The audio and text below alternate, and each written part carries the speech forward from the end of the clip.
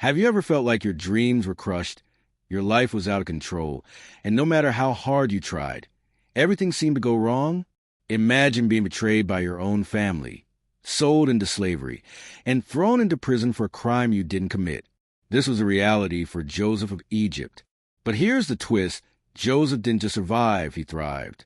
He discovered a hidden secret within his dreams that not only transformed his life, but also saved an entire nation from destruction. If you've ever felt stuck, overlooked, or like your dreams are impossible, this story is for you. In this video, you'll uncover the powerful lessons from Joseph's journey that can help you turn your pain into purpose and your trials into triumph. Ready to unlock the secret that changed everything? Let's dive in. This introduction connects with the viewer's struggles, creates emotional engagement, and promises a transformative solution, all while building curiosity and relevance. Let's go to the first secret. But first, just check if you're subscribed to the channel. Because in the next videos, there will be a series of content that will tell you more about various Bible characters. The birth of Joseph and family background. The story of Joseph begins with a family marked by love, longing, and a touch of divine mystery. Joseph was the son of Jacob, a man whose life was already filled with twists and turns, and Rachel, the woman Jacob had loved deeply from the moment he first saw her. Rachel was not just any woman to Jacob. She was the one he had worked 14 long years to marry, serving her father, Laban, in exchange for her hand. Their love story was passionate, but was also shadowed by heartache. Rachel, unlike her sister Leah, struggled with infertility for years. In a time when bearing children was seen as a sign of God's blessing, Rachel's inability to conceive was a source of deep pain and shame for her. She cried out to God, pleading for a child, and her prayers were finally answered when she gave birth to Joseph. Joseph's birth was nothing short of a miracle for Rachel and Jacob. He was a child of their dreams, the son they had waited for so long to hold in their arms. Rachel named him Joseph, which means he will add, declaring in faith that God would add another son to her family. And he did. Benjamin would come later, but Joseph was the first, the one who brought joy to a mother who had known so much sorrow. Jacob's love for Joseph was undeniable. After years of hardship, deception, and family drama, Joseph was a bright spot in Jacob's life. He was the son of his old age, born to the wife he had loved most. The special bond between father and son was evident to everyone, especially Joseph's older brothers. Jacob didn't hide his favoritism. In fact, he made it clear by giving Joseph a gift that would become infamous, a multicolored coat. This wasn't just any piece of clothing. In those days, a coat like this was a symbol of honor, authority, and distinction. It was the kind of gift a father might give to the son he saw as destined for greatness. But this coat didn't just make Joseph stand out. It stirred up trouble. Joseph's brothers, the sons of Jacob's other wives, watched as their father doted on Joseph. They saw the way Jacob's eyes lit up when Joseph was near, and it gnawed at them. They couldn't understand why Joseph was so special. Wasn't he just the youngest, the dreamer, the one who hadn't worked as hard as they had? The seeds of jealousy were planted, and they began to grow. To make matters worse, Joseph didn't help the situation. He was young, perhaps a bit naive, and he had a habit of sharing his dreams that seemed to suggest he would one day rise above his brothers. In one dream, he saw bundles of grain bowing down to his bundle. In another, he saw the sun, moon, and stars bowing to him. When he told his brothers about these dreams, they were furious. "Do you really think you're going to rule over us?" they scoffed. Even Jacob, who loved Joseph dearly, was taken aback by the audacity of these dreams. But deep down, Jacob couldn't shake the feeling that there was something extraordinary about his son. The family dynamics were tense, to say the least. Jacob's household was already complicated, with multiple wives, children from different mothers, and a history of rivalry and deception. Joseph's presence added fuel to the fire. His brothers couldn't stand the sight of him in that colorful coat, a constant reminder of their father's favoritism. They began to whisper among themselves, their jealousy turning into resentment, and their resentment into something darker. But this is just the beginning of Joseph's story. What seemed like a simple tale of father's love and a son's dreams would soon take a dramatic turn, one that would test Joseph's faith, resilience, and destiny. Little did anyone know that this young dreamer the boy in the colorful coat, was destined for a purpose far greater than anyone could imagine. So what happened next? How did Joseph go from being the beloved son to a slave in a foreign land? And how did his dreams play into God's greater plan? Stay with us as we dive deeper into the incredible story of Joseph, a story of betrayal, redemption, and the power of divine purpose. Joseph's dreams of greatness.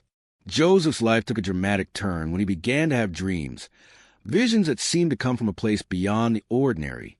These weren't just any dreams. They were vivid, symbolic, and filled with meaning. One night, Joseph dreamed of the fields where he and his brothers were working.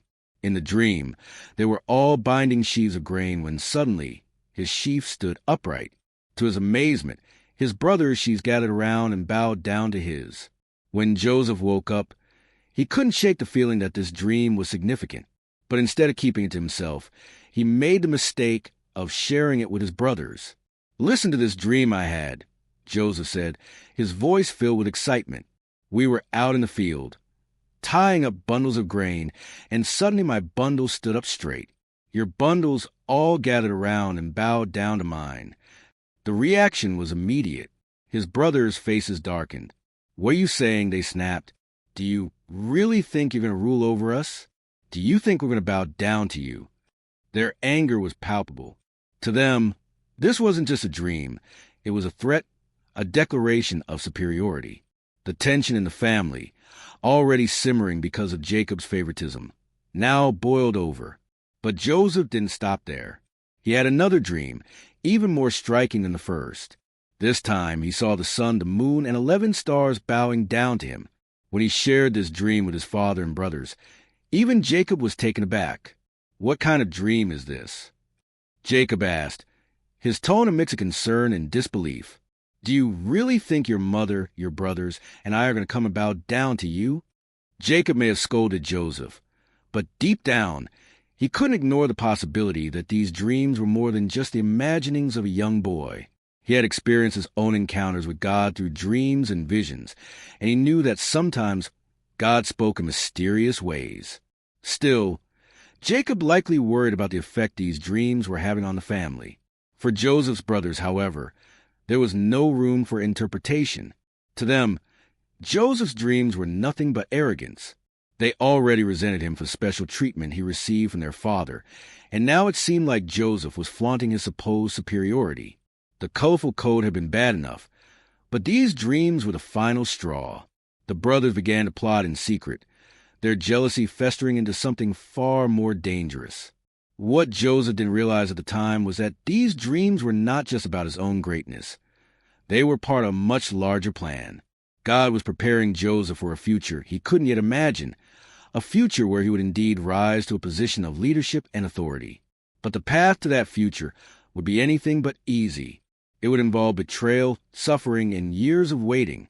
For now, though, Joseph was just a young dreamer, caught between the love of his father and the growing hatred of his brothers.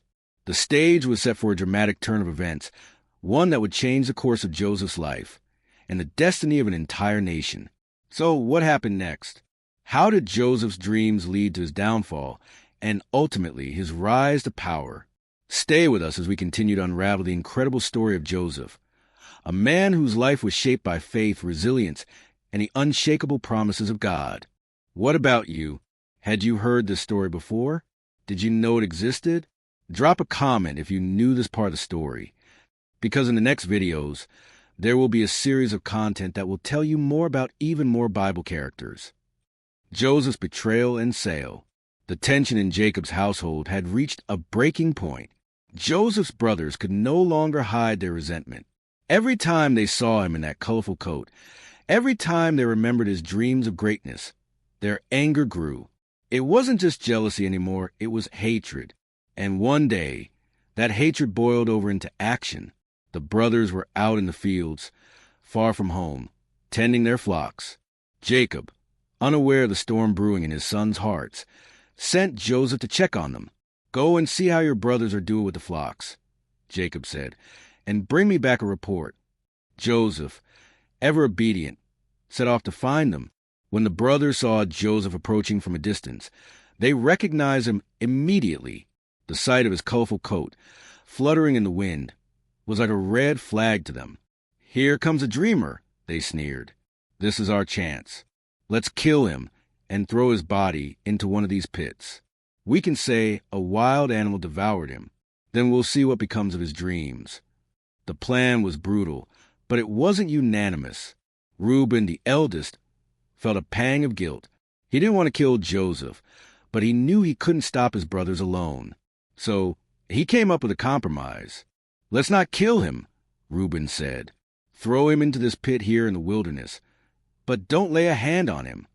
Reuben's plan was to come back later and rescue Joseph, but he kept that part to himself. When Joseph arrived, his brothers grabbed him, tore off his colorful coat, and threw him into a dry, empty pit. Joseph cried out, pleading with them, but they turned away, hardening their hearts against his cries. They sat down to eat a meal as if nothing had happened, while Joseph remained trapped in the pit, terrified and alone. As they ate, a caravan of Ishmaelite merchants passed by on their way to Egypt. Judah, another of Joseph's brothers, saw an opportunity. "What good will it do us to kill our brother and cover up his blood?" he said. "Let's sell him to these merchants instead. That way, we won't be responsible for his death, and we'll make a profit." The brothers agreed. They pulled Joseph out of the pit and sold him to merchants for 20 pieces of silver. Joseph, now a slave, was taken away to Egypt, far from his home, his family, and everything he had ever known. To cover up their crime, the brothers took Joseph's colorful coat, dipped in the blood of a goat, and brought it back to their father. "We found this," they said, handing the blood-stained coat to Jacob. "Do you recognize it?" Jacob's heart sank. He tore his clothes in grief and put on sackcloth, mourning for days. "It is my son's coat," he cried. "A wild animal has devoured him. Joseph is surely torn to pieces." Jacob refused to be comforted. Weeping bitterly for the son he believed was dead. Meanwhile, Joseph's journey to Egypt was just beginning. The boy who had once been a beloved son, the dreamer with a colorful coat, was now a slave bound for a foreign land. But even in this darkest moment, God was with Joseph. Though his brothers had meant their actions for evil, God would use them for good. What happened to Joseph in Egypt? How did a young slave rise to become one of the most powerful men in the land? Stay with us as we continue to explore the incredible story of Joseph, a story of betrayal, resilience, and the unshakable hand of God at work. Joseph in prison and interpreting dreams. Prison was a harsh and lonely place, but Joseph's story was far from over. Even behind bars, God's hand was upon him. The prison warden, noticing Joseph's integrity and leadership, put him in charge of the other prisoners. Joseph's life in prison wasn't easy, but he found purpose in serving others and maintaining his faith. It was here, in this unlikely place, that Joseph's gift of interpreting dreams would once again come to the forefront, a gift that would change the course of his life. One day, 2 new prisoners arrived, Pharaoh's cupbearer and his baker. These men were high-ranking officials in Pharaoh's court, but they had somehow fallen out of favor and were now sharing Joseph's fate. One night, both men had troubling dreams that left them deeply disturbed. When Joseph saw their troubled faces the next morning, he asked, "Why do you look so sad today?" "We both had dreams," they replied, "but there is no one to interpret them." Joseph's response revealed his unwavering faith in God. "Do not interpretations belong to God?" he said. "Tell me your dreams." The cupbearer went first. "In my dream," he said, "I saw a vine with 3 branches. As I watched, it budded, blossomed, and its clusters ripened into grapes. I took Pharaoh's cup, squeezed the grapes into it, and placed the cup in his hand." Joseph listened carefully, then gave the interpretation. "This is what your dream means," he said. "The 3 branches are 3 days. Within 3 days, Pharaoh will lift up your head and restore you to your position. You will place Pharaoh's cup in his hand, just as you used to do when you were his cupbearer." Joseph then added a personal plea. "When all goes well with you, remember me. Show me kindness by mentioning me to Pharaoh and get me out of this prison.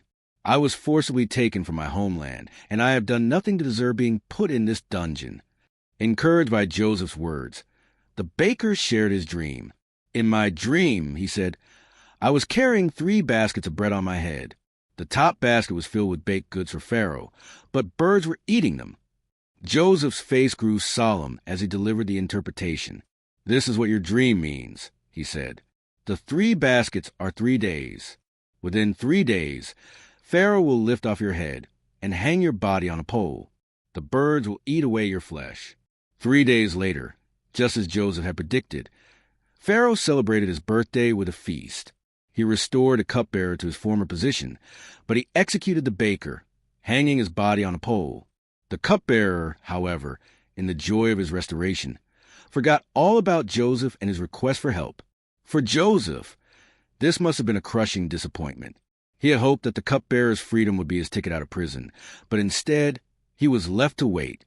Yet even in this moment of seeming abandonment, Joseph's faith did not waver. He continued to trust in God's timing, even when it felt like he had been forgotten. Little did Joseph know that his time in prison was preparing him for something far greater. The dreams he had interpreted for the cupbearer and the baker were just the beginning.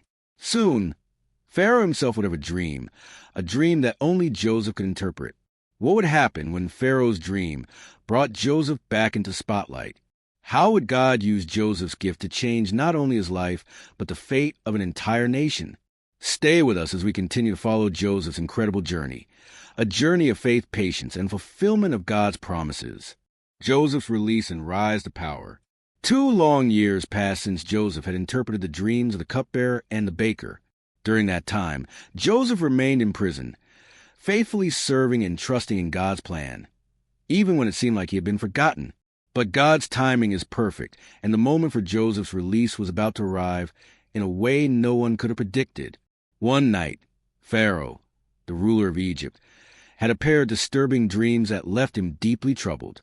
In the first dream, he stood by the Nile River and saw 7 fat, healthy cows come up out of the water and graze among the reeds. Then 7 thin, sickly cows emerged and devoured the fat cows. In the second dream, Pharaoh saw 7 plump, healthy heads of grain growing on a single stalk. Suddenly, 7 thin, scorched heads of grain sprouted and swallowed up the healthy ones.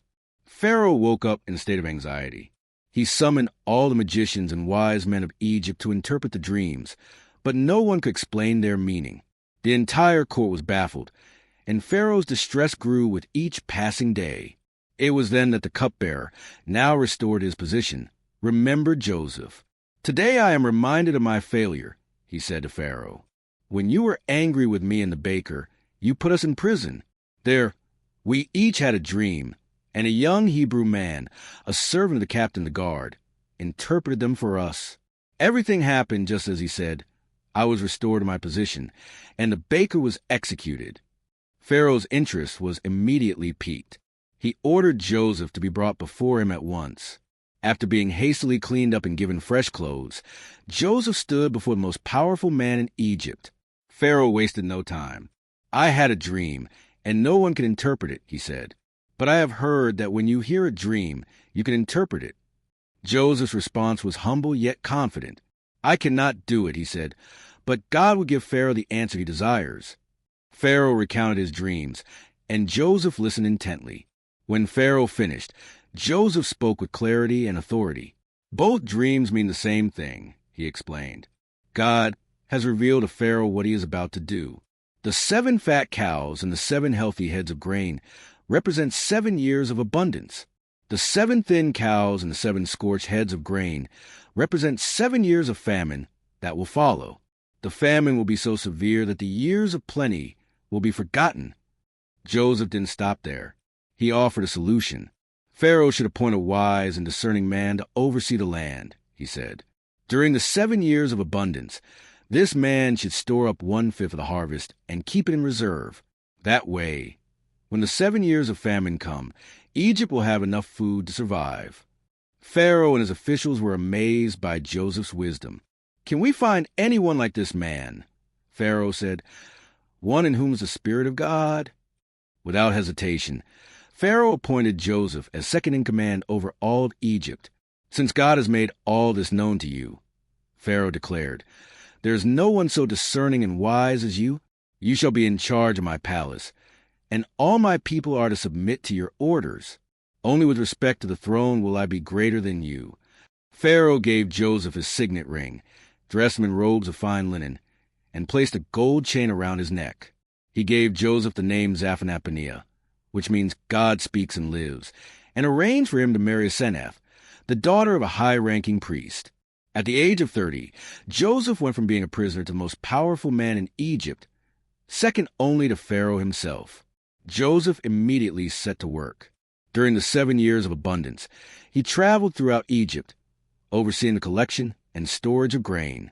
The harvests were so plentiful that the grain was like the sand of the sea, too much to measure. When the 7 years of famine began, just as Joseph had predicted, Egypt was ready. Joseph opened the storehouses and distributed food not only to the Egyptians, but also to people from surrounding lands who came to buy grain. Through Joseph's leadership, Egypt became the breadbasket of the world during a time of global crisis. But Joseph's story didn't end there. His rise to power was part of a much larger plan, one that would eventually reunite him with his family and fulfill the dreams God had given him so many years before. What happened when Joseph's brothers came to Egypt seeking food? How did Joseph respond to the men who had betrayed him? Stay with us as we continue to explore the incredible story of Joseph, a story of forgiveness, redemption, and the unshakable promises of God. Joseph's reunion with his brothers. The famine that Joseph had predicted was severe and widespread, affecting not only Egypt but also the surrounding regions, including Canaan, where Joseph's family lived. Back in Canaan, Jacob and his sons were struggling to survive. When they heard that Egypt had food, Jacob sent his 10 eldest sons to buy grain. Only Benjamin, Joseph's younger brother and Rachel's other son, stayed behind. Jacob was unwilling to risk losing Benjamin, the only remaining link to his beloved Rachel. When Joseph's brothers arrived in Egypt, they appeared before him, bowing low to the ground. They didn't recognize Joseph, now a powerful Egyptian official dressed in fine robes and speaking through an interpreter. But Joseph recognized them immediately. Memories of his childhood, the betrayal, and the pit flooded his mind. Overcome with emotion, Joseph kept his identity hidden and decided to test his brothers to see if they had changed. He accused them of being spies. "You have come to see where our land is unprotected," he said sternly. The brothers were terrified. "No, my lord," they insisted. "Your servants have come to buy food. We are all sons of one man. We are honest men, not spies." Joseph pressed further. "If you are honest men, prove it. Bring your youngest brother to me. One of you may go and fetch him while the rest of you remain in prison." The brothers were thrown into a panic. They began to speak among themselves in Hebrew, unaware that Joseph could understand every word. "Surely we are being punished because of what we did to Joseph," they said. "We saw his anguish when he pleaded with us, but we didn't listen. That's why this trouble has come upon us."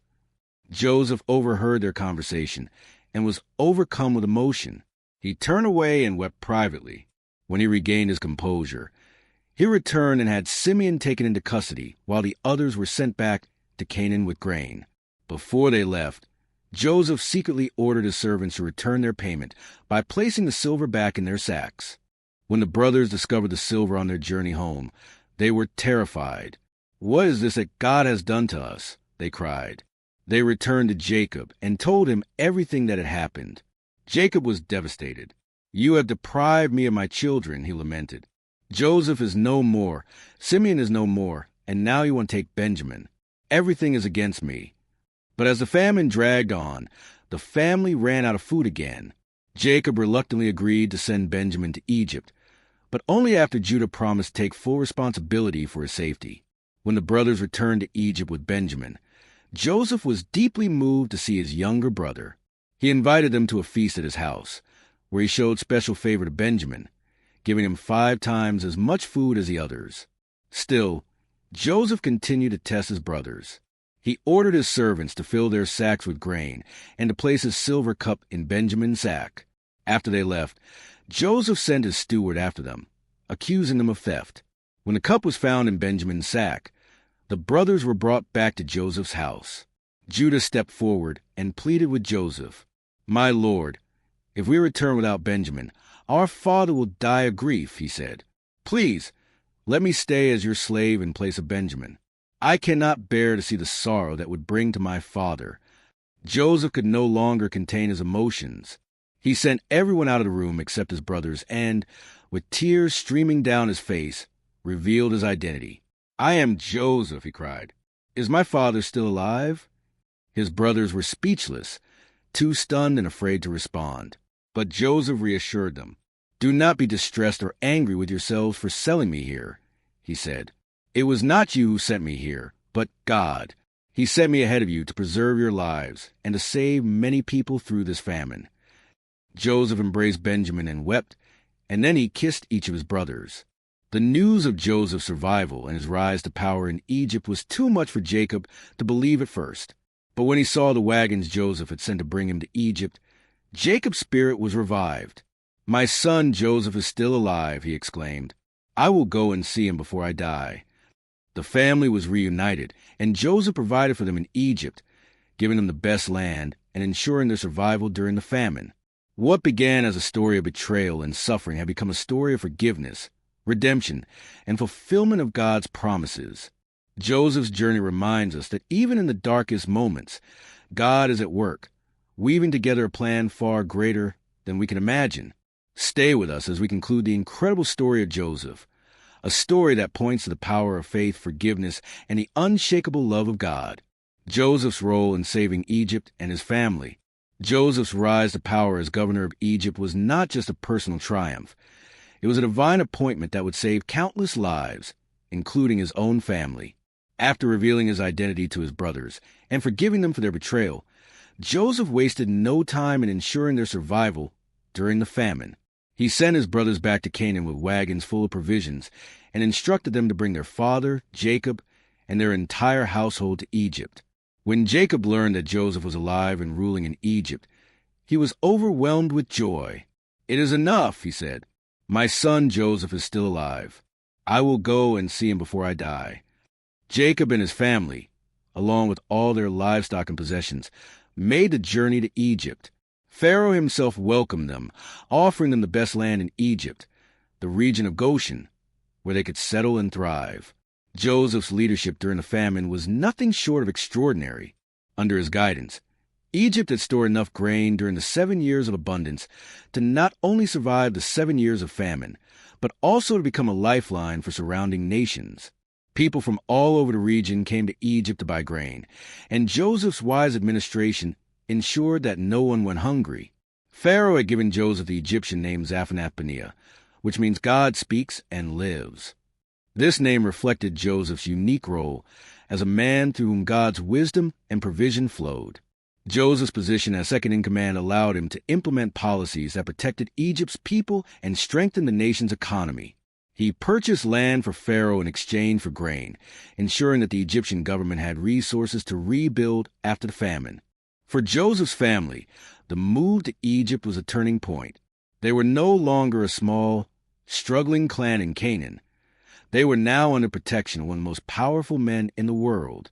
Joseph provided for his father, his brothers, and their families, giving them the best of the land and ensuring their prosperity.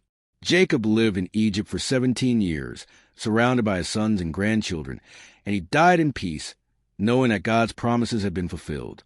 Joseph's story is a powerful testament to God's faithfulness. What began with betrayal and suffering ended with redemption and restoration. Joseph himself acknowledged this when he reassured his brothers after Jacob's death. "You intended to harm me," he said, "but God intended it for good to accomplish what is now being done, the saving of many lives." Joseph's life reminds us that even in the darkest moments, God is at work, weaving together a plan far greater than we can imagine. His story points to the power of faith, forgiveness, and the unshakable love of God. And so, the story of Joseph concludes, a story of dreams fulfilled, families reunited, and nations saved. It's a story that continues to inspire and remind us that no matter where we are or what we face, God's promises are always true. Thank you for joining us on this incredible journey through the life of Joseph. May his story encourage you to trust in God's plan, even when the path ahead seems uncertain.